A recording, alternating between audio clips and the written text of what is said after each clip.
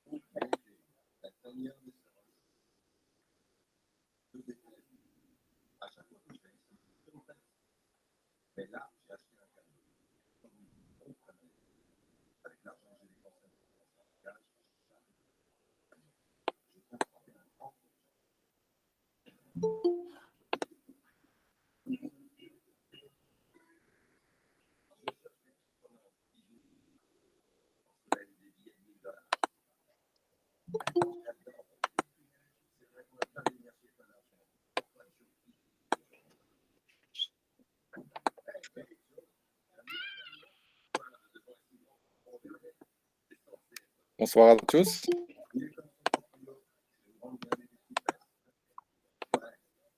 Bonsoir, c'est Fouad. Bonsoir, c'est Mourad. Donc, Voilà. il y a du monde qui se connecte, les participants Donc, arrivent. il y a des connexions au fur et à mesure. Voilà. Voilà, on attend 5 minutes avant de démarrer. Ok, donc j'attendrai votre feu vert, c'est Mourad. Parfait.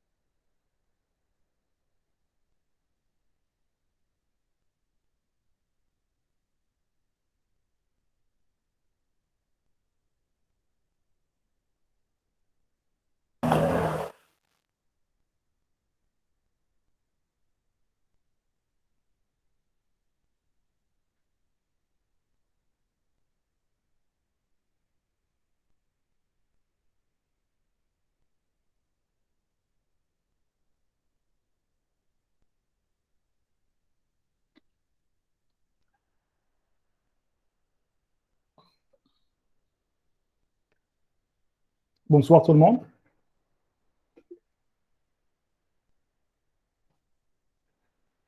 Bonsoir. Bonsoir. Voilà. Bonsoir. Bonsoir, madame, monsieur. Bonsoir et bienvenue dans ce webinaire donc, pour savoir, donc, intitulé Comment devenir webmaster ou bien product owner. Au nom de toute l'équipe de TPRED Project, je remercie Sifo Ajbron qui a répondu à notre invitation ce soir donc, pour répondre à nos questions autour de tout ce qui est agilité, tout ce qui est transformation digitale. Donc, je passe la main à M. Fouad. Merci Simorad. Bonsoir à tous. J'espère que vous m'entendez bien. Ça va? Parfait, Très excellent. bien. Oui, bien. Super, Très bien. super. J'espère que vous avez passé de belles vacances d'été et que vous avez bien préparé votre rentrée en ce début septembre. Je me présente pour ceux qui ne me connaissent pas. Je suis Fouad Jbron. J'ai 41 ans. Je suis coach agile. J'ai 20 ans à peu près de carrière, dont 6 ans autour des approches et méthodes agiles et toutes les nouvelles approches de réalisation de projets, les nouvelles ways of working. J'accompagne les entreprises, tout type d'organisation professionnelle, que ce soit dans le secteur IT et d'ailleurs même dans d'autres secteurs d'activité, dans la transformation, que ce soit opérationnelle, organisationnelle, humaine et méthodologique. Voilà.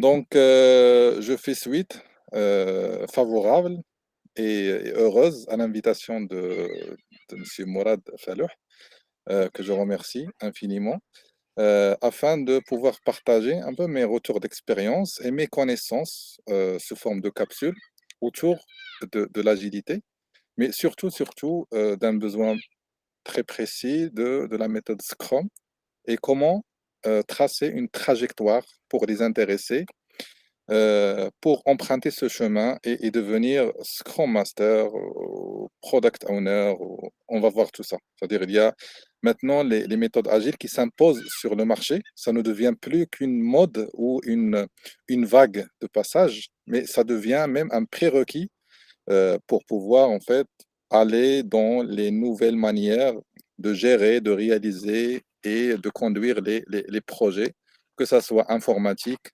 ou dans d'autres secteurs d'activité qui sont adaptés à ce genre d'approche.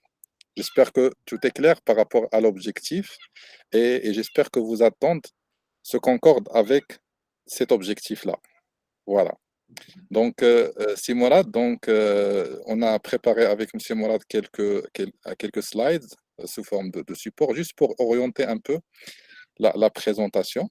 Ce qui va se passer lors du déroulement de ce webinaire, c'est que je vais commencer par une présentation de quelques concepts, c'est-à-dire il ne s'agit pas là d'une formation, mais quelques concepts sous forme de capsules. Et on va vous passer la main pour présenter vos préoccupations, vos questions, vos interrogations par rapport à ce qui est présenté et même par rapport à vos attentes, abstractions faites du contenu de la présentation. Donc, on est là pour vous. Bonsoir Mamadou, ça fait plaisir de te voir. Ok, alors, du coup, l'approche agile. Donc, lorsqu'on parle de, on va voir on dit parfois méthode agile et parfois approche agile, méthodologie agile. Donc, déjà, ce qu'on doit noter déjà, c'est que agile, il est en A majuscule. C'est pas pour le fan, c'est pas pour le dire comme ça, c'est majuscule ou minuscule, c'est pas ça l'objectif, mais pour dire que c'est dangereux de considérer l'agilité comme un adjectif, parce qu'il y a la définition littéraire d'agile, c'est d'être vif, d'être rapide, etc. Ça, c'est l'adjectif. L'agile, A majuscule, c'est plutôt une référence vers une nouvelle manière de réalisation de projet et une méthodologie de travail. OK? Tu peux passer, Mourad. Donc, tu peux faire le plein écran, ce sera mieux, je pense. Bon, voilà. Voilà. Alors, sur l'écran, je vois le mode création, mais c'est pas grave. C'est pas grave. Donc, tu peux passer vers. On a fait une présentation de mon profil. Moi, je veux bien qu'on fait un tour de table, mais on va perdre un peu de temps quand même au détriment du contenu. Donc, à travers les questions, on aura quelques présentations. Oui, c'est Mourad, donc tu peux avancer. Voilà. Alors, sur ce premier slide, en fait, j'ai insisté à partager un constat. Donc, je vais commencer pédagogiquement à présenter quelques constats par rapport à la réalité des projets, que ce soit informatique ou autre, dans le monde professionnel. C'est que il y a plusieurs types de constats en lien avec les budgets, la gestion des budgets, en lien avec les délais, en lien avec la collaboration, plein de constats. Donc, le premier constat, je vous invite à voir les deux cercles en haut à gauche. Il y a à peu près la moitié des projets, 53% des projets, ils coûtent en général presque le double de l'estimation du budget initial, ou plus. Ça, c'est une réalité. Ça veut dire qu'on a du mal à estimer les projets. On- Bien sûr, les hypothèses, les causes derrière, ils sont multiples. Mais en tout cas, il y a cette difficulté. C'est-à-dire, on a toujours une estimation défaillante qui nous pousse dès le démarrage du projet vers l'échec.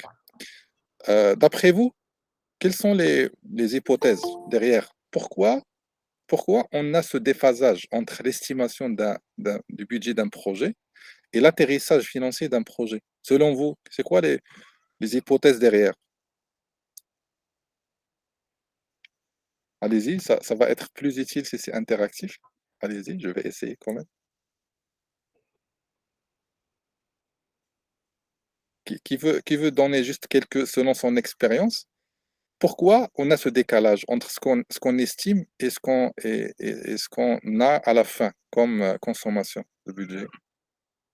C'est question de l'expertise, par exemple, de chef de projet ou bien des membres d'équipe de projet. Par exemple, c'est-à-dire un manque de maîtrise, c'est-à-dire un manque de Exactement, maîtrise oui. du périmètre du projet, un manque de connaissances. Et comme vous savez, au démarrage du projet, on a toujours un risque lié au manque de maîtrise du projet. Et en avançant sur le projet, on a plus de maîtrise et donc on a moins de risques, on arrive à les gérer plus facilement. Il y a ça, il y a le fait de chercher à faire des économies aussi dès le démarrage du projet. Ça, c'est une volonté parfois du management ou des sous-traitants.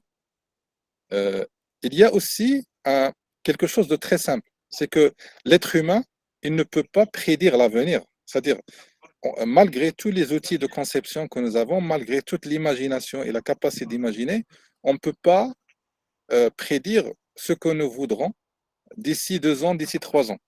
Donc, toujours, il y a Peut-être, des imprévus. voilà. Donc la prédictibilité, c'est-à-dire d'ici 2 mois, ça va, 3 mois, mais dans un monde qui bouge, dans un monde qui bouge, donc et qui bouge énormément, et on ne sait plus maintenant à quelle vitesse il va encore bouger après cette crise. Donc vraiment, nous avons besoin de quelque chose qui prend en considération rapidement les changements. Ok?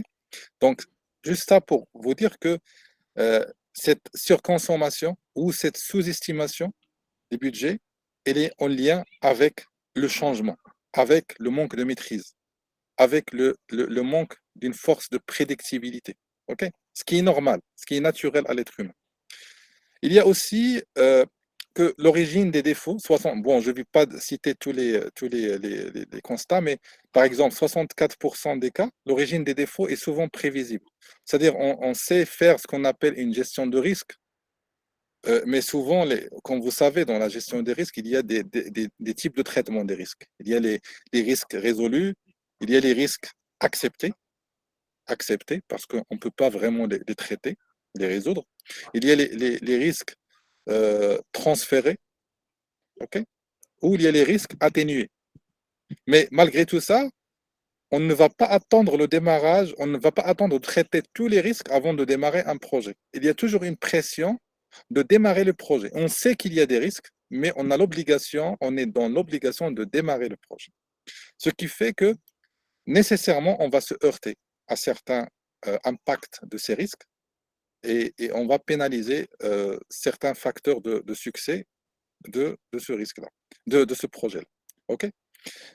On va voir dans les approches agiles, au lieu de prétendre qu'on va être dans le succès parfait d'un projet, on va plutôt être réaliste et avoir une approche qui s'appelle le fail fast. Donc, comment échouer, mais comment échouer rapidement? Parce que le vrai échec, c'est lorsqu'on échoue tardivement dans le cycle de vie d'un projet. Mais lorsqu'on échoue rapidement, on a plus de chances de se rattraper plus vite et de devenir plus fort. OK? Est-ce que vous arrivez à me suivre? Est-ce que je suis clair? Est-ce que vous voulez que j'insiste encore sur certains points? N'hésitez pas à vous manifester par rapport à ce genre de remarques. Oui, c'est moi là, donc sinon on peut passer le slide suivant.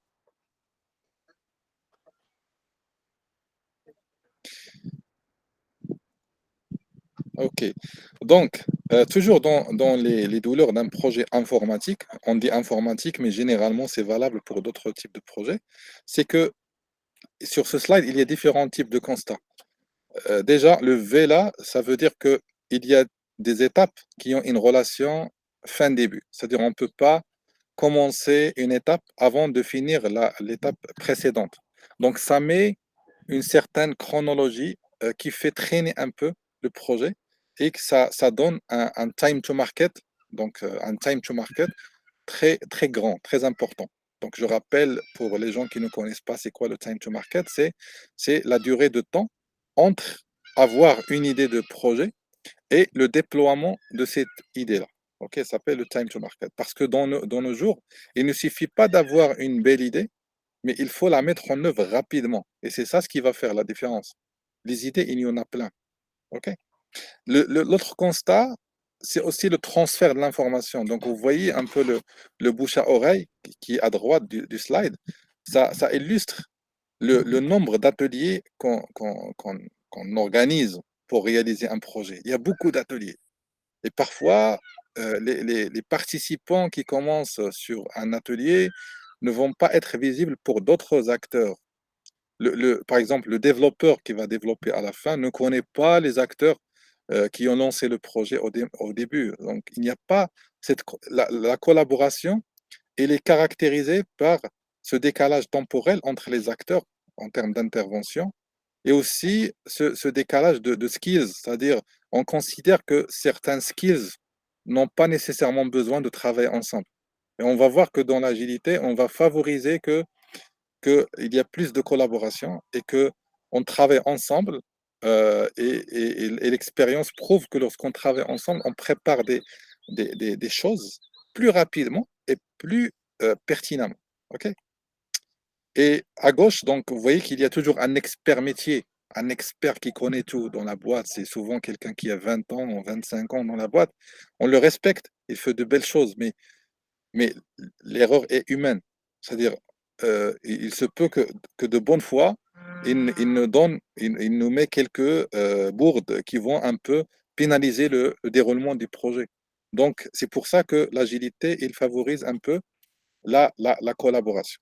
Oui, c'est Mourad, donc tu peux passer.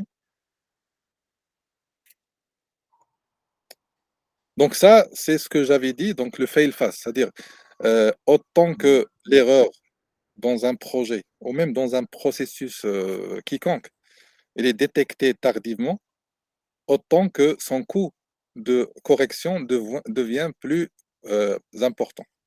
Donc, c'est-à-dire que nous avons intérêt à rapidement détecter les erreurs. Au lieu de dire qu'on n'aura pas d'erreur, et ça, c'est un peu utopique. Il n'y a pas de projet, il n'y a pas une partie d'échec. Et c'est ça ce qui fait l'échec absolu d'un projet. On estime qu'il n'y aura pas d'échec, mais on est totalement dans le cas contraire.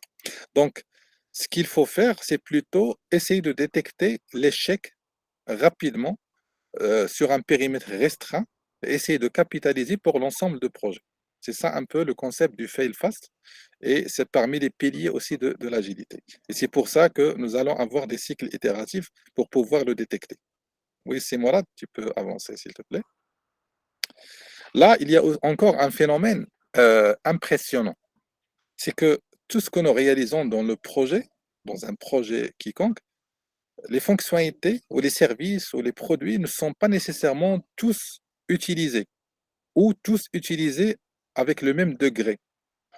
Je vous donne l'exemple, le fameux exemple que je donne, c'est Microsoft Excel. Est-ce qu'il y a quelqu'un parmi nous qui utilise toutes les fonctionnalités d'Excel? C'est-à-dire, derrière Excel, il y avait une équipe de projet. Il y avait un super planning Gantt avec le chemin critique sur le PERT, avec les affectations des tâches, avec la planification des coûts, etc. Et beaucoup de conflits, beaucoup de tensions. On a passé toutes les saisons de stress en hiver, un peu plus d'ambiance en été. On a fait beaucoup de choses dans le cadre d'un travail pour réaliser le projet Excel, le produit Excel, mais en fin de compte, il n'est pas totalement utilisé. Vous allez me dire, oui, il y a certains types d'utilisation par profil, par secteur d'activité, mais en tout cas, ce phénomène existe. C'est-à-dire que sur les projets, on ne priorise pas ce qui a plus de valeur. On travaille en vrac. Il y a parfois des lotissements, mais ce sont des lotissements qui sont basés plutôt sur la complexité que sur la valeur produite. Ok. Ça n'empêche pas qu'il y a des gens qui ont un esprit agile hein, parmi nous. Et j'ai rencontré beaucoup de gens qui matérialisent dans leur conduite, dans leur posture, beaucoup de concepts de l'agilité sans qu'ils le sachent. C'est-à-dire, l'agilité, c'est aussi un mindset. C'est-à-dire, il y a même des chefs de projet qui sont dans le cycle en V, dans la gestion de projet en cascade, mais ils ont ce mindset agile dans leur gène. Donc, l'agilité, c'est plutôt, quand vous voyez derrière moi la nature, donc c'est plutôt un retour vers la nature, c'est simplement ça. Mais avec une manière plutôt structurée, parce qu'on ne doit pas quand même être en désordre. Donc, il faut revenir vers la nature mais d'une manière un peu structurée. Voilà. OK, c'est Mourad. Si vous avez des questions, n'hésitez pas. Donc ce slide-là, juste pour indiquer que il y a ce genre de relation entre les étapes. C'est-à-dire, c'est très difficile de paralléliser des tâches en mode cycle en V, en mode cascade. C'est difficile de paralléliser les tâches. On va voir dans l'agilité, vu qu'on va travailler sur un petit périmètre, on va pouvoir paralléliser quand même des activités. Voilà. Oui, c'est moi. Vous pouvez passer. Donc ça, c'est juste une synthèse de toutes les difficultés, presque, bon, il y en a plusieurs, mais les difficultés d'un projet en cascade, un projet en cycle en V. OK? Au niveau métier, expression de besoin, le besoin de l'expert métier n'est pas nécessairement la description qui couvre tout le besoin. Parfois, il y a l'utilisateur final dans l'agence, par exemple, une agence bancaire, il a besoin juste en fait d'un petit bouton au lieu qu'il soit en haut de la page, qu'il soit en bas de la page, parce qu'il utilise ce bouton des milliers de fois par jour. Mais l'expert métier, dans son bureau climatisé, il ne va pas pouvoir voir ça. Parce que pour lui, il va se baser sur la règle de gestion. Comment on calcule le, les impôts sur les virements, comment on fait des transactions, etc. Mais il ne va pas se baser sur le confort utilisateur. Du coup, le vrai besoin, c'est une combinaison entre ce que veut l'utilisateur et ce que exige aussi l'expert métier. Il ne faut pas valoriser l'un sur l'autre. Ça, c'est très important. Au niveau spécification, on cherche l'exhaustivité. C'est pour ça qu'on a des documents de spécification de 200 pages, parfois 250 pages. Moi, j'ai vu des projets, rappelez-vous de la norme CEPA, la norme bancaire CEPA, j'avais vu une spécification avec plus de 250 pages. Déjà, comment déjà travailler pour développer à la base de ce genre de documents? Donc, on va voir que l'agilité, il va faciliter un peu la rédaction des expressions de besoin sous ce qu'on appelle des user stories. La conception aussi. Donc, la conception en agile se fait en groupe. Et il n'y a pas quelqu'un qui va nous imposer parce que toute personne peut faire des erreurs et toute personne n'a pas nécessairement toutes les capacités nécessaires pour innover. OK? Et après, dans la réalisation, il faut être dans une logique inspect and adapt. C'est-à-dire, au lieu de réaliser sans tester, sans déployer, on préfère faire de petites choses et aller les tester avant et de voir est-ce que ça va dans le sens qu'on souhaite, est-ce que le client, l'utilisateur final souhaite changer des choses. Et comme ça, on reste toujours connecté à la réalité du marché. Et du coup, on ne va pas produire des choses qui ne seront pas totalement utilisées. OK? Voilà. Oui, Simona, tu peux passer. Donc, pourquoi passer à l'agilité? Donc, il y a certes une partie de la réponse que j'ai déjà partagée, mais avant de passer à ça, je souhaite juste indiquer une chose. Il ne faut pas être obsédé par l'agilité.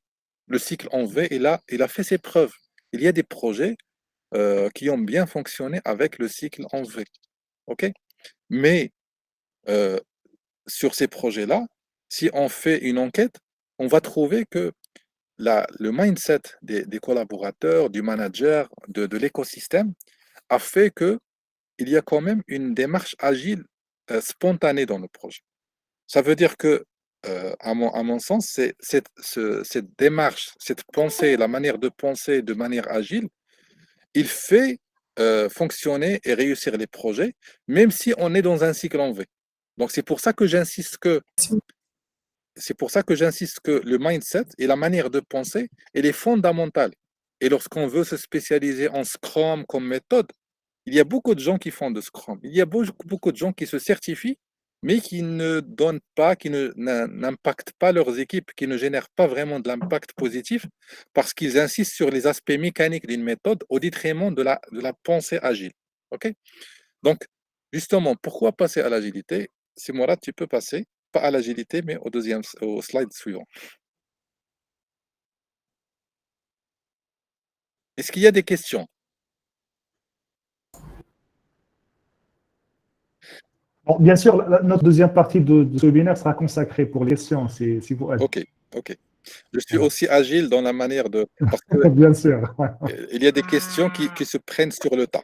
Alors, je vais quand même avancer. Alors, l'agilité se base sur ce qu'on appelle une approche, il y a un A que j'ai oublié, une approche itérative, incrémentale et adaptative. Donc, ça veut dire quoi? Ça veut dire au lieu de travailler sur le grand carton à droite, le résultat final, on va essayer de découper. On va essayer de découper le besoin en petits morceaux, en petits morceaux euh, qui font qu'on peut le réaliser sur 2 semaines, 3 semaines ou 4 semaines max. On recommande de ne pas dépasser un mois.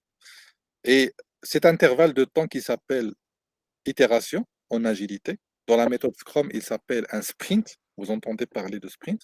Donc, dans l'agilité, dans le langage agile, ça s'appelle une itération. Alors, itération, c'est un intervalle de temps, tout simplement. Et dans cet intervalle de temps, on se met d'accord qu'on va réaliser une partie, un morceau du besoin. OK? Et avec quelque chose de concret, malgré que ça ne répond pas aux besoins intégral, mais ça permet déjà de donner quelque chose qui fonctionne, même à titre restreint, à périmètre réduit. Et on va prendre le feedback de l'utilisateur final. Est-ce que ça répond ou pas à son besoin? Est-ce qu'on l'aurait bien compris ou mal compris, etc. C'est dans une logique d'échouer rapidement, c'est-à-dire de le fail fast. Et comme ça, on va se rattraper sans perdre autant de temps. C'est-à-dire se rattraper un mois, après un mois, c'est pas la même chose de se rattraper après 8 mois ou un an. Ok?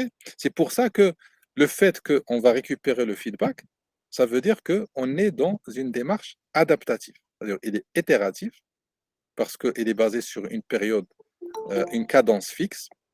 Il est aussi itérative, plutôt incrémentale, parce que ça permet de faire grandir la solution. Il est adaptative, pardon, parce qu'il permet de prendre en considération le feedback des utilisateurs et des parties prenantes avant de pouvoir avancer sur la suite. Voilà. Simorad, tu peux avancer. Voilà, alors qu'est-ce qu'on gagne? Qu'est-ce qu'on gagne lorsqu'on va travailler en mode itératif, incrémental et adaptatif? Déjà, on aura plus de visibilité parce que l'être humain et les équipes, ils ont plus de capacité à cerner quelque chose de petit que de cerner quelque chose de grand. Lorsqu'on va travailler sur un projet de 2 ans et qu'on va se concentrer sur le mois, le contenu et l'objectif du mois, c'est pas la même chose qu'on va être éparpillé sur plusieurs fronts pour l'objectif de 2 ans. Donc, il y a plus de visibilité. Il y a déjà ça. Le deuxième point, c'est une meilleure maîtrise de risque. Pourquoi il y a cette meilleure maîtrise de risque? Parce que tout simplement, le risque est une fonction proportionnelle de la maîtrise, du coup de la visibilité. C'est-à-dire on a plus de visibilité, du coup nous avons plus de maîtrise, donc il y a plus de maîtrise de risques, et voire même s'il y a des risques qui sont avérés, qui sont réalisés, concrétisés, leur impact il sera moindre parce qu'il va impacter un petit périmètre au lieu qu'il impacte un gros périmètre. Et il y a l'utilité, c'est-à-dire on va travailler sur la valeur métier utile. Parce que lorsqu'on prend le feedback, à chaque fois on modifie le planning du projet et la réalisation du produit. Et donc représenter le métier dans une équipe agile, il est primordial. Nous avons d'ailleurs le rôle d'un product owner qui va un peu faire le feedback, son feedback à lui et aussi les parties prenantes de la MOA avec qui il travaille, dans une logique de dire est-ce qu'on modifie le planning initial ou on reste sur la même trajectoire. Et du coup, ça va permettre de ne livrer que ce qui est utile. On ne va pas livrer, entre guillemets, pardon, des déchets, mais on va livrer quelque chose dont on est sûr qu'il sera utilisé. Et plus d'adaptabilité parce qu'il y a l'accueil des changements. Parce que lorsqu'on décortique le besoin en petits morceaux, il est plus simple d'annuler certains morceaux et de rajouter d'autres morceaux. Et c'est plus modélisable et ça permet de facilement adapter au changement. Donc tu peux passer, c'est malade.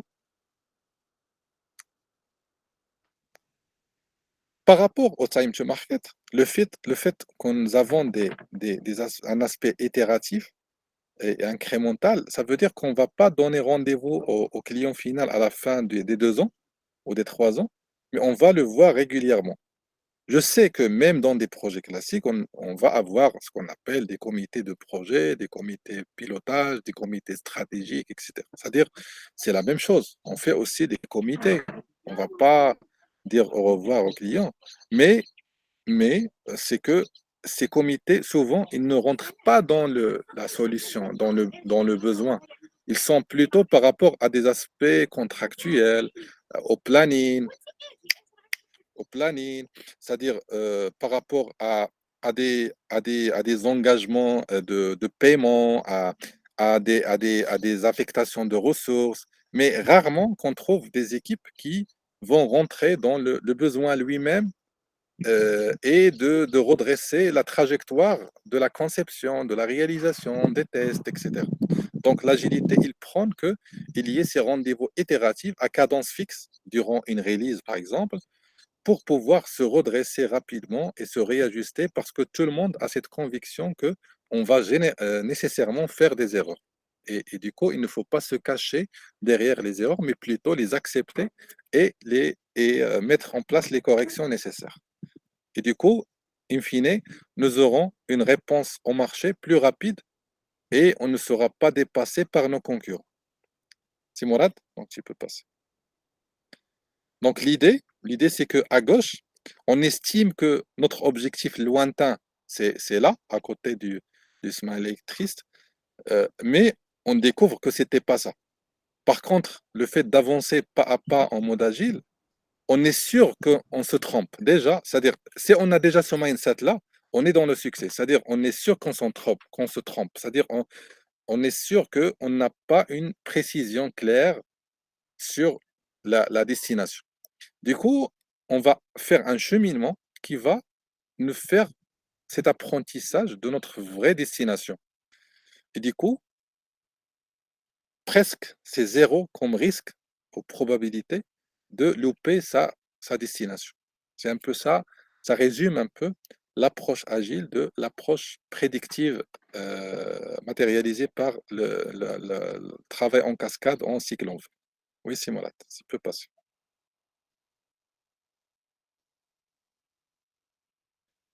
Voilà, et le monde itération, donc comme j'ai dit, donc ça permet de prendre le feedback tout en avançant sur le projet.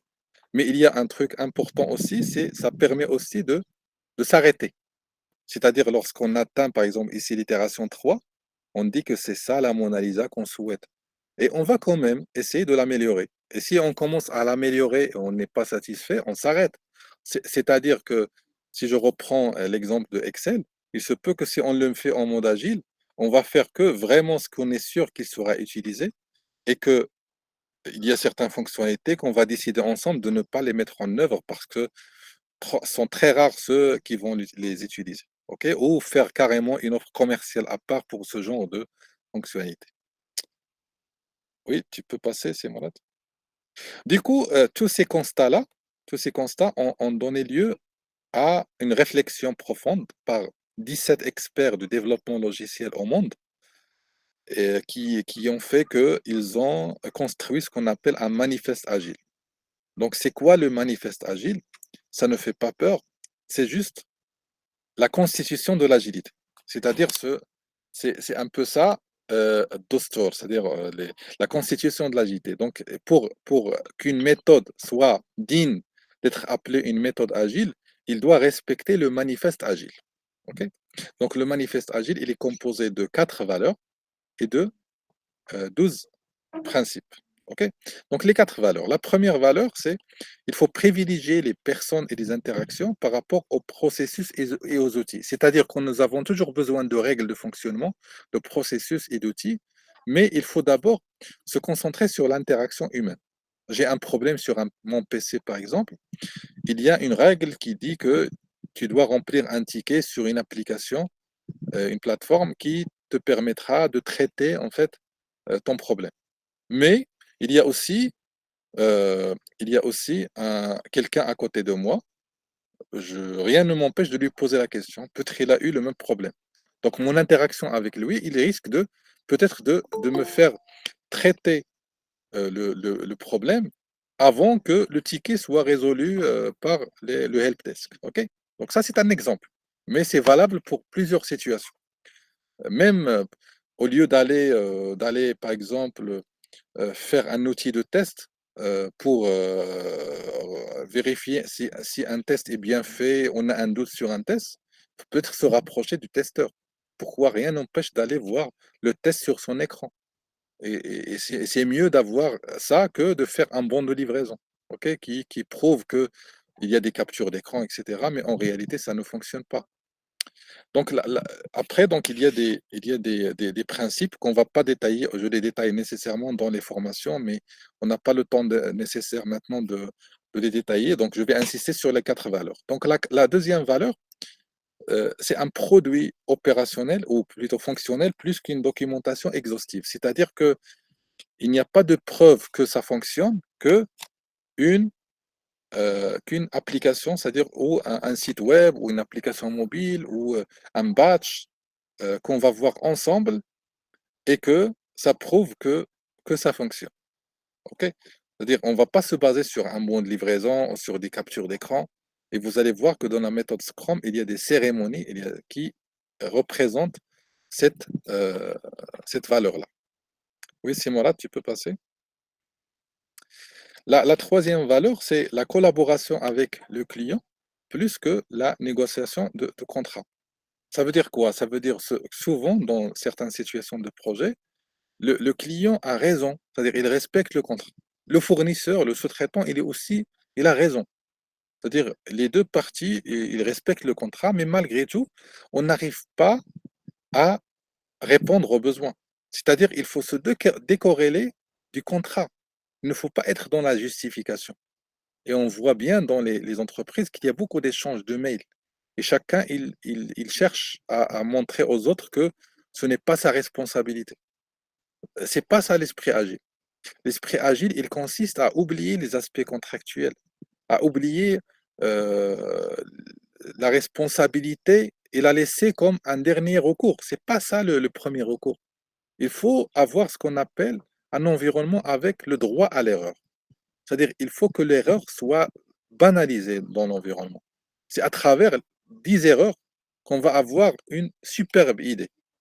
Mais lorsqu'on évite de faire des erreurs, on n'aura pas de belles idées. On va s'empêcher de les avoir. Parfois, il faut emprunter le chemin des erreurs pour pouvoir c'est dans la boue qu'on peut trouver parfois de l'or. C'est un peu ça. C'est-à-dire qu'il faut accepter les erreurs pour pouvoir trouver les belles choses. Mais si on est dans un environnement de justification et d'insistance sur le contrat, plutôt que sur la collaboration, c'est normal qu'on n'est pas dans un mindset agile. Et les méthodes agiles doivent respecter ça. Donc, la quatrième valeur, sans surprise, c'est l'accueil du changement. C'est-à-dire qu'on cherche à ne pas être figé dans un plan. On cherche à que on absorbe, on prend en considération les besoins les plus nouveaux, les plus récents du client. OK? Donc, c'est Mourad. Avant de passer aux différences, quelles sont les différences, je vais prendre juste 30 secondes pour changer de place. Voilà. Parfait, c'est bon.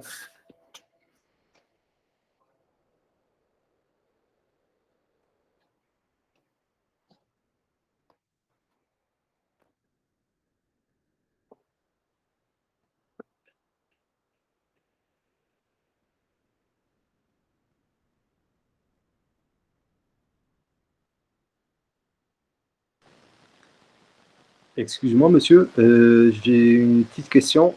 Est-ce que vous Oui. avez débordé en fait les différents sujets de la méthode agile, par exemple la conduite de changement et les méthodes de déploiement et tout ça? Oui, avec plaisir. Donc, comme ce qu'a dit Simona, donc, je vais terminer la présentation et je suis ouvert à tout type de questions. Alors, je ne connais pas un peu en fait si le niveau est disparate de l'audience. Il y a peut-être des gens qui sont novices dans les méthodes agiles, d'autres qui ont plus d'expérience. Ça n'empêche pas que je peux aborder les différents niveaux de problématiques. OK? Donc, veuillez me rappeler, s'il vous plaît, votre question dès la fin de la présentation. D'accord, OK? merci. C'est plaisir. OK, donc Simona, tu peux avancer? Bien sûr. Alors, quelles sont les différences? Lorsqu'on travaille en mode agile, quelles sont les différences? Voilà, Simona, tu peux passer.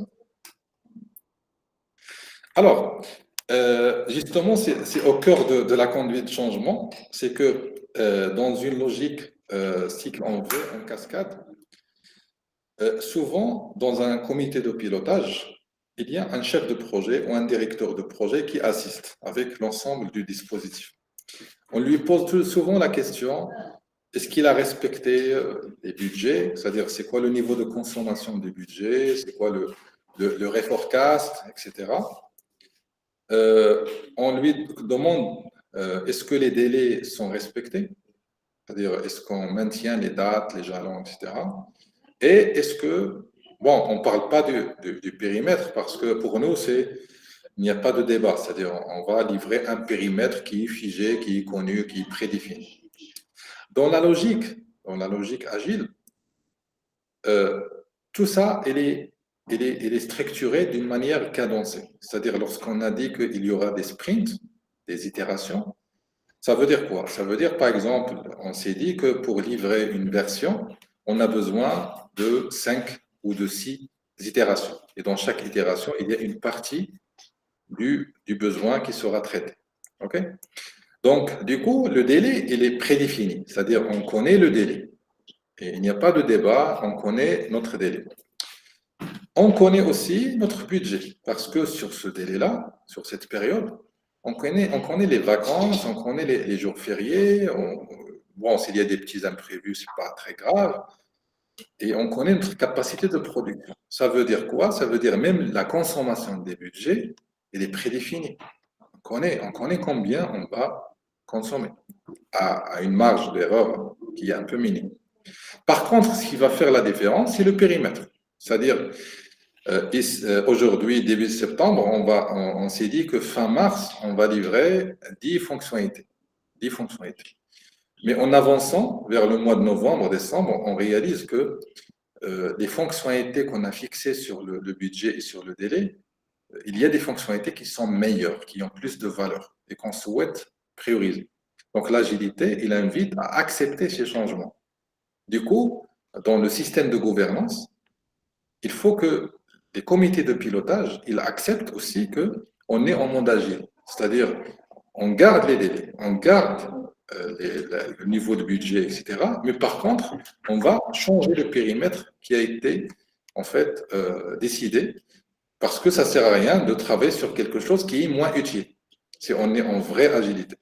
Mais malheureusement, ce qui se passe dans beaucoup de projets, c'est que on définit des plannings figés sous forme de sprint et on se dit qu'on est en mode agile. L'agilité, c'est pas de juste modifier le plan et de le mettre sous forme de sprint. C'est pas le sprint qui fait l'agilité. C'est le fait qu'on ait des sprints qui acceptent le changement. C'est ça la vraie agilité.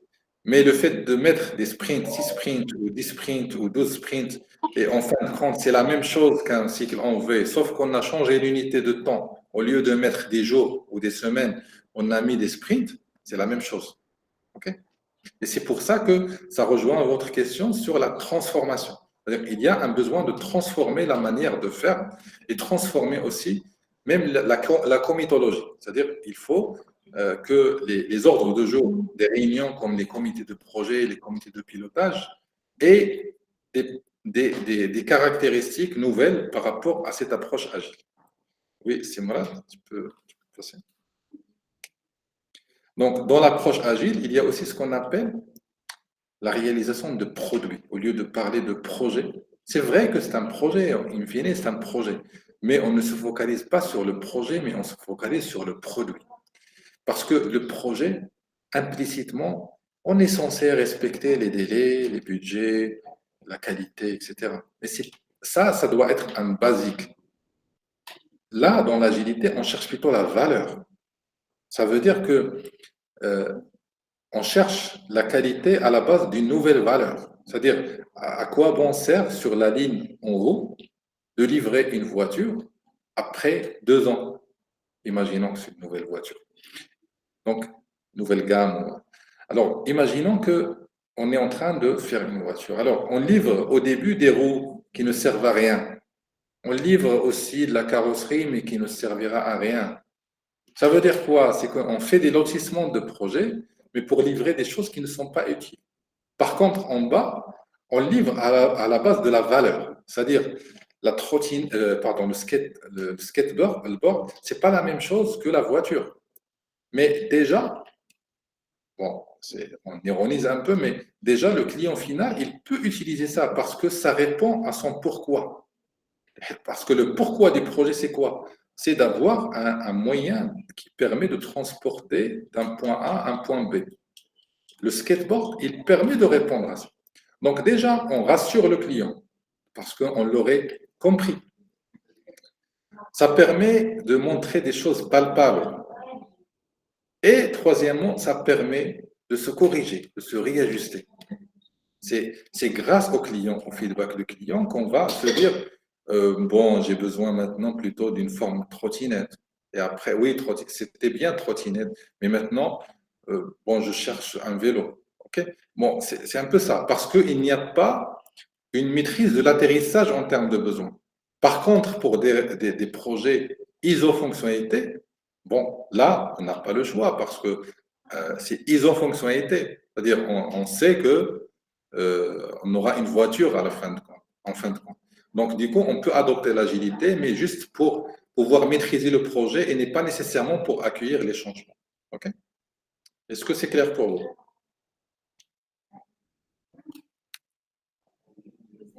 Oui, c'est clair. Ça marche, c'est Yo. Donc, tu peux avancer, c'est moi. Voilà, donc maintenant, je suis en train de faire un atterrissage. Un atterrissage, petit à petit, attaché au ceintures. Donc, on a parlé de l'esprit, l'état d'esprit et la culture agile à travers le manifeste agile qui sont les valeurs, les principes. Maintenant, on est en train de descendre vers tout ce qui est concret. Je vais arrêter mon blabla pour parler un peu concret. Méthode, outils et pratiques. Parmi les méthodes, donc, il y a la méthode Scrum qui est la méthode la plus utilisée sur le marché de l'agilité. Oui, c'est moi. Je peux avancer. Donc, les fondamentaux de Scrum. Donc, Scrum, déjà, le mot Scrum, il provient du rugby. Donc, le rugby, le Scrum, c'est la mêlée. C'est là où les deux équipes, en fait, se mêlent ensemble autour d'un ballon, autour d'un objectif, pour pouvoir, en fait, réaliser l'objectif, c'est d'atteindre le ballon. Donc, c'est l'origine littéraire. Donc, Scrum, c'est une méthode agile. Pourquoi il est dit agile? Donc, Scrum, c'est une méthode agile. Ce n'est pas une pratique agile. C'est une méthode agile. Pourquoi elle est une méthode agile? Parce qu'il respecte le manifeste agile. Donc, rappelons-le, le manifeste agile, il est composé de 4 valeurs et de 2 principes. C'est la constitution, c'est Dostur et l'agilité. Donc, vous pouvez vous-même créer votre méthode et qu'il soit une méthode agile s'il respecte le manifeste agile. Okay? Alors, à côté de ce respect des consignes du manifeste agile, la méthode Scrum, il se base sur 3 piliers. Donc, la transparence, l'inspection, l'adaptation. Donc, ça, c'est en anglais. Bon, transparence est écrite en français, mais généralement, inspection, ce n'est pas dans le sens inspection audit, mais dans la logique détecter les axes d'amélioration. Alors, donc, il y a une logique inspect and adapt. Ça veut dire quoi? Ça veut dire on va faire la première itération et faire une inspection pour détecter qu'est-ce que nous devons améliorer. Que ce soit sur l'objectif, c'est-à-dire est-ce qu'on doit changer le périmètre? C'est plus le même planning. Est-ce qu'on doit changer les rôles? Est-ce qu'on doit changer la manière de fonctionner? La comitologie, les cérémonies, etc. Même les règles de gestion, beaucoup de choses. Pour faire cette inspection, nous avons besoin d'informations fiables.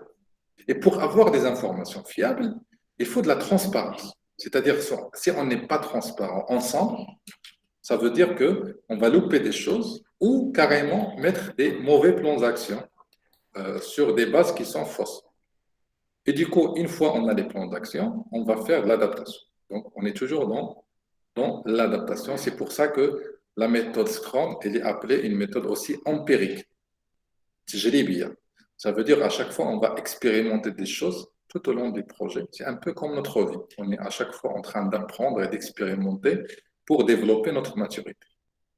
Tu peux passer ces malades. Donc, comme j'ai dit, on n'est pas dans le cadre d'une formation. Du coup, je vais dire un peu et je vais parler des grands concepts de la méthode Scrum. Donc, il y a 4 axes. Donc, il y a les rôles. Donc, on va voir qu'il y a un nouveau rôle qui s'appelle le Product Owner. Donc, c'est lui un peu qui connaît le besoin, qui va prioriser les besoins, qui va nous dire ça avant ça, et connaît un peu l'atterrissage et la vision du produit. Il y a la development team, donc c'est rien de nouveau, hein. C'est une équipe qui va avoir les compétences nécessaires en développement, en test, etc. C'est juste qu'il doit être aussi formé à la méthode Scrum pour pouvoir réaliser le produit. Il y a le Scrum Master, donc le Scrum Master, c'est un garant de la méthode agile. Donc c'est quelqu'un qui pourrait aussi être un développeur, un testeur, c'est quelqu'un qui a un background plutôt technique lorsqu'il s'agit d'équipes réduites, parce qu'il pourra aussi aider l'équipe dans le développement informatique, mais c'est quelqu'un plutôt qui est plus vers le coach agile lorsqu'il s'agit de grandes équipes, et que c'est quelqu'un qui est aussi spécialisé dans la méthodologie et qui va accompagner l'équipe, qui va être aussi accompagné par un coach agile, parce que le rôle du coach agile, c'est un rôle temporaire.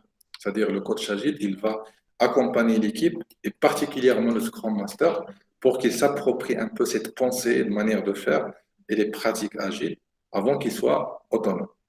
Donc, je ne vais pas détailler davantage, mais c'est un peu ça la description. Il y aura un autre slide pour parler de ça. Après, il y a les cérémonies. Donc, les cérémonies, c'est les réunions. En agilité, on les appelle cérémonies parce qu'on insiste sur le facteur humain. On cherche à travailler dans la belle ambiance. C'est pour ça qu'on les appelle des cérémonies au lieu de dire que ce sont des réunions.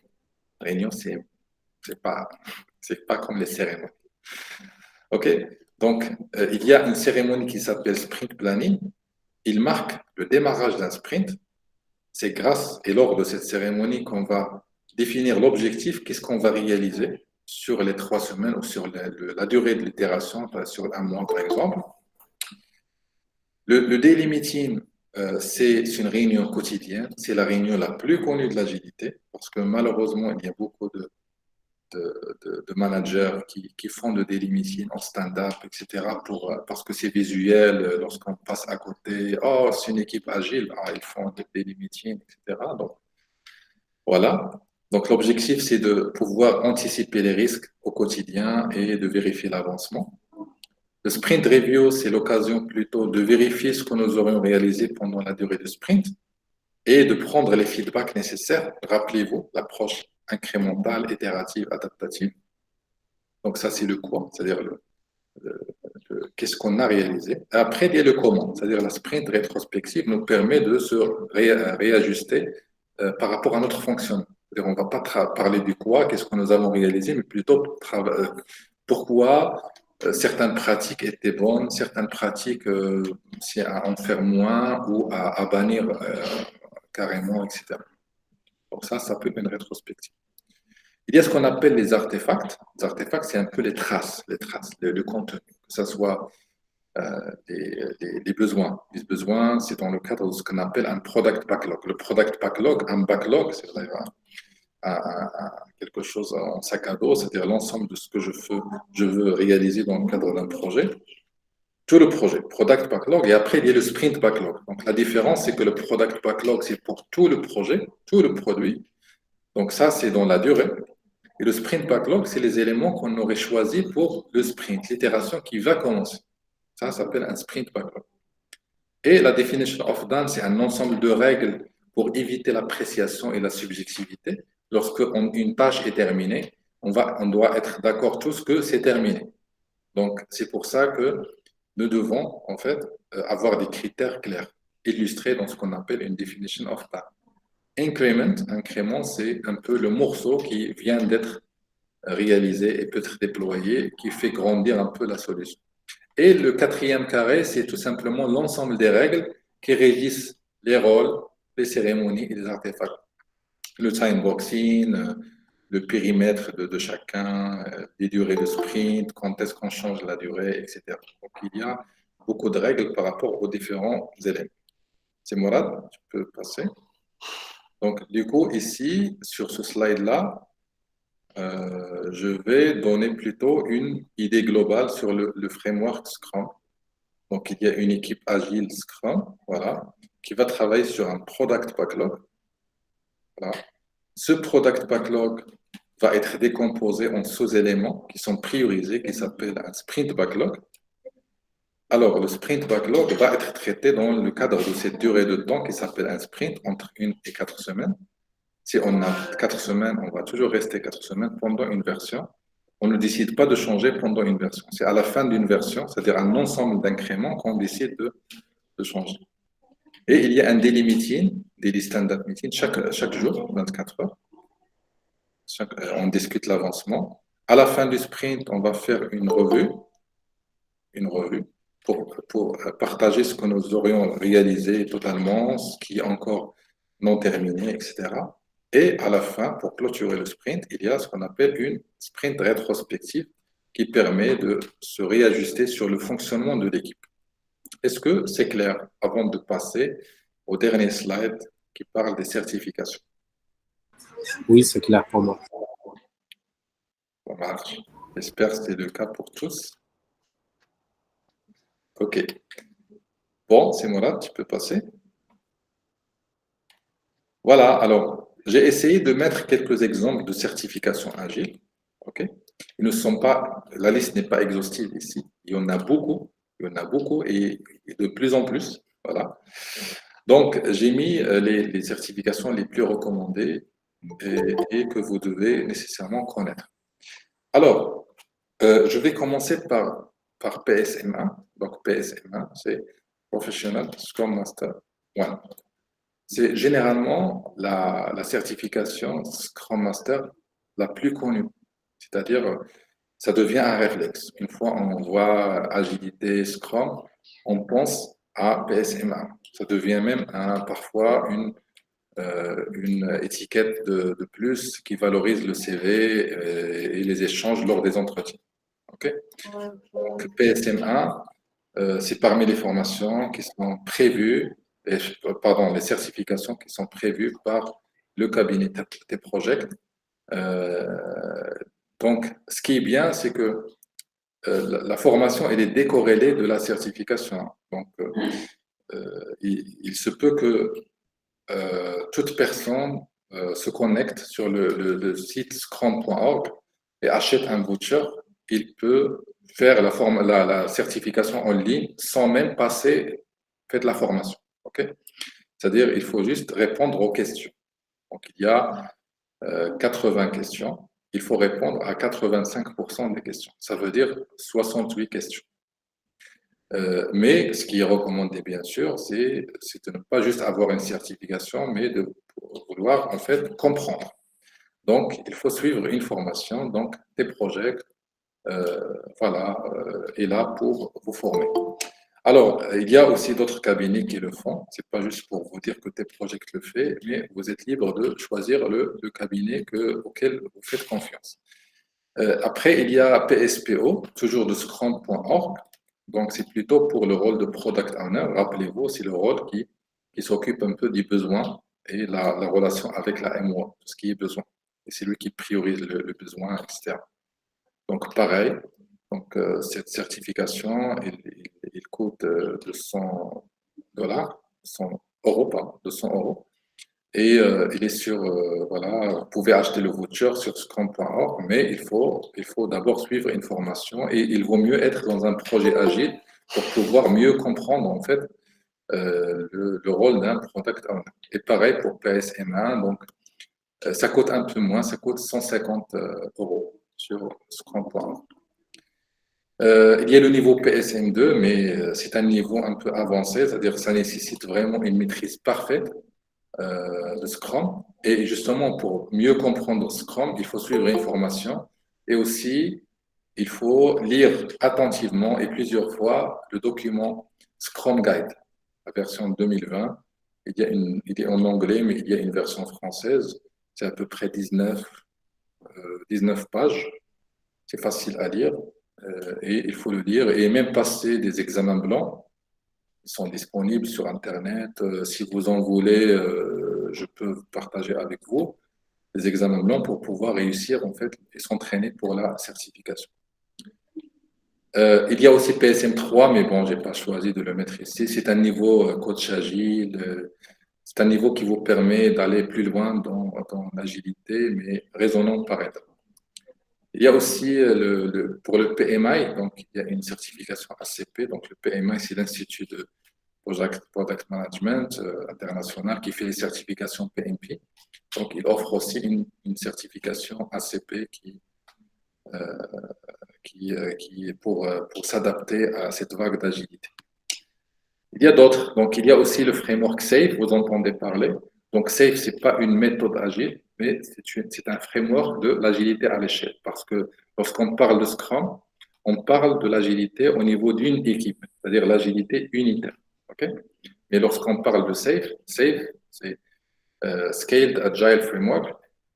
C'est un framework qui permet de bien organiser en fait l'agilité au niveau de plusieurs équipes qui travaillent ensemble.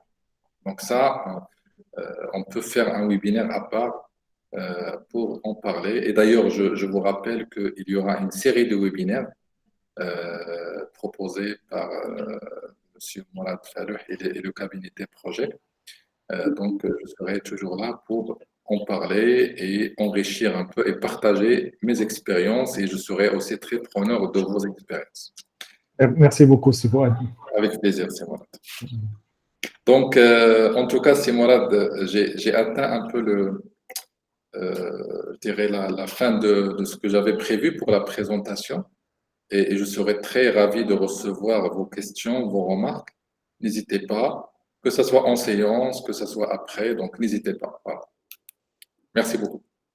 Voilà, donc n'hésitez pas à poser vos questions concernant que ce soit la méthode agile, Scrum, ou bien comment se certifier Scrum Master, ou bien Product Owner, ou bien les autres certifications. Donc, profitez le maximum de l'existence de Sifouad Jebroun, notre expert en agilité et transformation digitale. Plaisir. Je vous informe aussi que le webinaire s'est enregistré. Voilà, sera publié sur notre site par la suite. Donc, vous pouvez revoir la vidéo à titre détaillé, à titre opposé. Oui, alors, bonsoir tout le monde. Monsieur Fouad, c'est un peu plutôt sur la conduite de changement, même si on n'a pas abordé ce sujet aujourd'hui, mais j'aimerais bien avoir un retour d'expérience sur cela. Alors, j'ai une petite question. En fait, l'arrivée d'une nouvelle fonction peut modifier en fait l'organisation et les métiers. Du coup, est-ce que vous savez comment on peut gérer ou le rejet des utilisateurs, même si l'assistance est robuste? Et une autre question, en fait, Déjà, pour la première question, c'était un peu haché. Je n'ai pas entendu entièrement. Est-ce que vous pouvez reprendre la première question, s'il vous plaît? oui, bien sûr. Alors, j'ai dit en fait que l'arrivée des nouvelles fonctionnalités peut en fait modifier l'organisation. Du coup, il y a une résistance au changement par rapport au sujet ou le rejet des utilisateurs. Même si on fait l'assistance et l'assistance est comme j'ai dit. Une deuxième question, quels sont les risques, à votre avis, qui peuvent faire échouer cette conduite de changement? Ok, ça marche. Donc, je vais faire une réponse qui fait en fait correspondre les deux questions en fait, parce que je pense que la première question, c'est un exemple pour la deuxième question. Oui. Bon, alors, ce que je peux dire, c'est que l'agilité est vraiment, c'est une approche qui permet de donner de bons résultats. Par contre, le problème de l'agilité, c'est pas à cause d'elle, c'est que il a besoin d'une application assez pertinente, assez exhaustive, malgré que l'agilité, il est toujours dans le changement, mais il y a une ossature de techniques, une ossature de pratiques de transformation qui doivent être nécessairement réalisées pour pouvoir mettre tout le dispositif dans un fonctionnement efficace. Ce qui se passe généralement, c'est que on n'emborde pas très tôt le coach agile ou le coach de transformation agile dans un dispositif. C'est-à-dire, c'est que après qu'on établit les contrats, après qu'on établit les racistes, c'est-à-dire les rôles, etc., on fait le cadrage des besoins, qu'on fait appel à un coach agile pour, juste par fausse compréhension, exécuter un ensemble de sprints. Et c'est là deviennent la plupart des problèmes du fonctionnement agile, c'est que on voit l'agilité, comme j'ai dit au début du webinaire, comme un minuscule, c'est-à-dire une demande à travailler en vitesse, en grande vitesse, c'est-à-dire être agile comme adjectif et pas comme approche. L'agile à majuscule, c'est plutôt une approche. Ça nécessite un onboarding des acteurs, un onboarding des agents de changement, comme le coach agile, afin de pouvoir mener le projet dans une logique innovante et qui prend en considération les caractéristiques des acteurs, des besoins, des engagements, des exigences, etc. Mais c'est normal que ce genre de questions, ils m'ont posé toujours et souvent par des projets qui ont déjà démarré avec une approche qui n'était pas initialement basée sur l'agilité, mais par la suite, on veut aborder l'agilité dans la foulée. Donc, c'est normal qu'il y ait des choses qui sont faisables, mais des choses qui sont irréversibles. C'est-à-dire, on ne peut pas revenir sur le contrat dans la version en cours, on ne peut pas modifier des choses. Donc, il faut sensibiliser le dispositif qu'il faut onboarder le coaching agile dès le démarrage du projet. Et pour les projets qui sont déjà en œuvre, il faut avoir un coach agile, il faut l'écouter dans le sens, en fait, de sauver, entre guillemets, tout ce qui reste rattrapable dans les exigences qui ont été déjà figées dans les contrats. Voilà, simplement ça. Après, là, lorsqu'on parle de projet, mais lorsqu'on parle de la transformation, ça nécessite vraiment une sensibilisation du management, ça nécessite un sponsorship, parce que souvent dans les organisations, on dit qu'on fait l'agilité, mais ça reste comme un discours.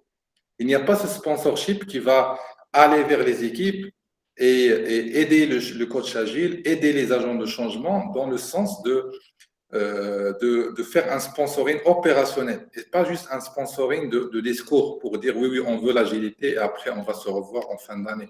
C'est pas ça ce qu'on veut, mais plutôt on souhaite un sponsoring opérationnel. Les agents de changement proposent, ils se mettent d'accord avec les équipes. Il faut que les managers et les décideurs et les sponsors, ils font bouger les choses. Donc, je dis pas que c'est une transformation top-down, une transformation bottom-up, mais c'est plutôt une transformation qu'on appelle sandwich. Sandwich, c'est-à-dire que on va tous bouger dans les deux sens verticaux et on va créer de l'impact ensemble. Voilà. Je ne sais pas si ça répond à votre question. Oh, oui, c'était ma question. Alors, pour moi, j'aimerais bien être dans votre réseau si ça ne vous dérange pas pour les prochains webinaires. Parce qu'en fait, je découvre cette méthode agile. Je me présente déjà. Je fais en fait l'accompagnement de déploiement dans des usines et en fait, je commence à découvrir la méthode agile, comment un déploiement et comment faire la conduite de changement. Ouais.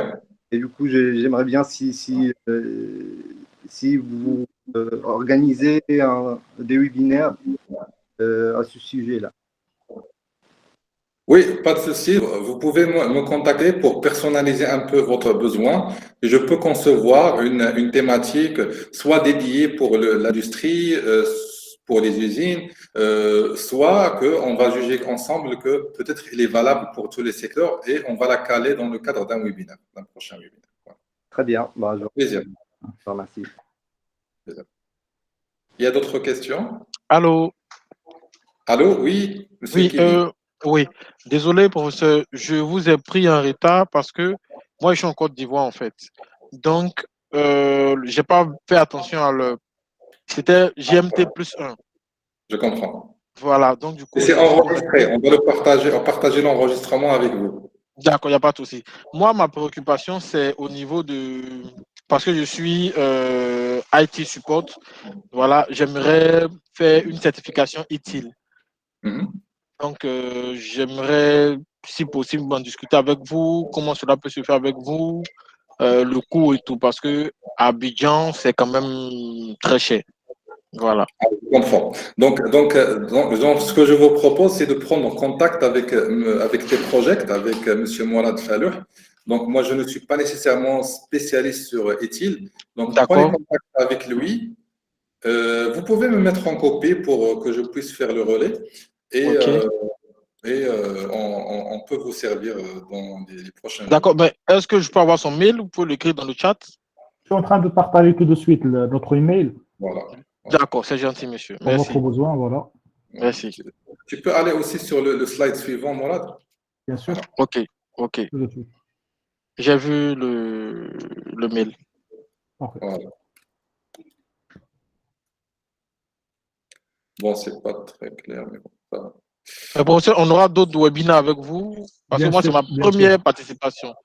Oui, et je sens que j'ai manqué quelque chose. Vous êtes au bon rendez-vous parce qu'il s'agit là du démarrage. Il y en aura plein. Ok, j'espère que je serai toujours avec vous. Voilà.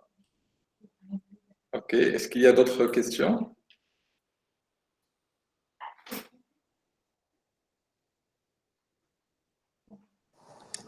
Bonsoir tout le monde. Bonsoir. Voilà.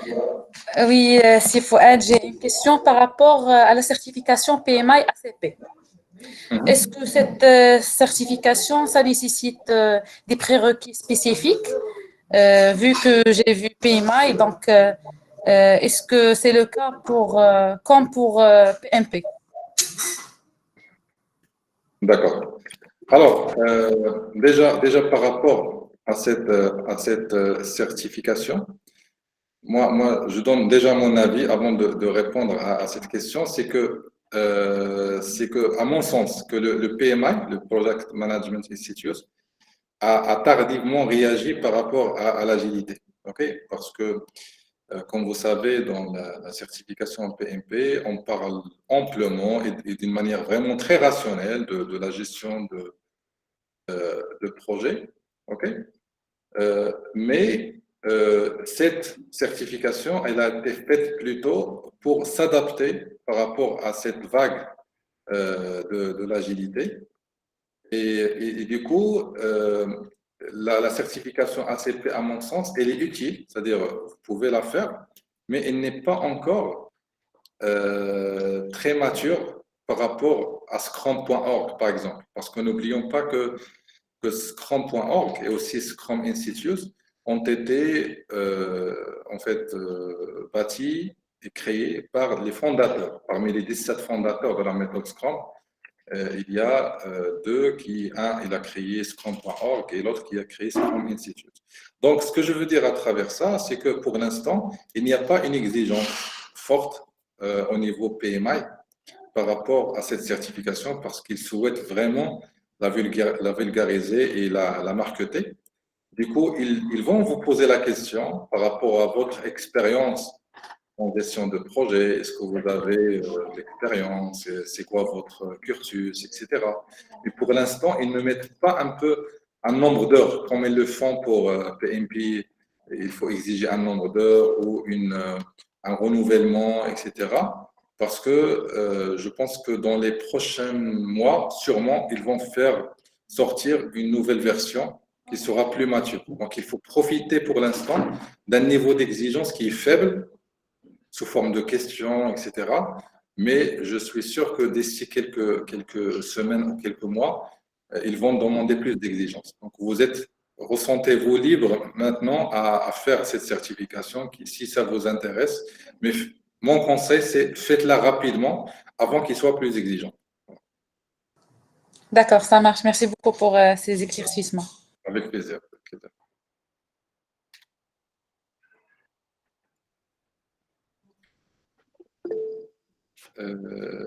Mamadou, tu veux poser une question? Bonjour, monsieur Fouad, vous allez bien? Ça va très bien, ça va, merci Mamadou. Okay. Bon, c'était juste pour vous faire un petit bonjour, que j'ai suivi le webinaire. Super. Et que je vous dis à bientôt. Hein. Oui, à bientôt. Sinon, je n'ai pas de questions en particulier. Oui, merci pour tes salutations, Mamadou. Au plaisir de te revoir dans les prochains webinaires. Merci, à bientôt. À bientôt. Bon, je ne sais pas s'il y a d'autres questions. C'est Mourad. Je te laisse peut-être la main pour dire le mot de la fin. Allô? Sauf s'il y a d'autres questions. Voilà. Oui, j'ai juste une demande. Allez-y, monsieur Amar. Oui, c'est Kevin. J'aimerais savoir pour le prochain webinaire, vu que vous avez déjà nos mails, vous allez nous envoyer les liens directement dans nos mails. Je te laisse répondre. Votre question, c'est? Pour le prochain webinaire, est-ce que nous recevrons directement les liens d'invitation dans nos mails? Vous recevez directement les liens du webinaire. Donc, c'est pas dans le mail. C'est pas la peine de refaire l'inscription. Donc, un email détaillé sera vous envoyé. Donc, il y a le détail des prochains webinaires. Il n'y a pas de souci, merci, c'est gentil. C'est bon? Oui, c'est Ayoub. Tu voulais intervenir? C'est juste un dernier mot. Je vous remercie, monsieur Fouad, Mourad, encore une fois, au nom de tous les participants pour ce webinaire plaisant et riche d'informations. J'ai une petite demande. Est-ce que on peut avoir en fait le support? J'aimerais bien aussi avoir un mail pour participer au prochain webinaire.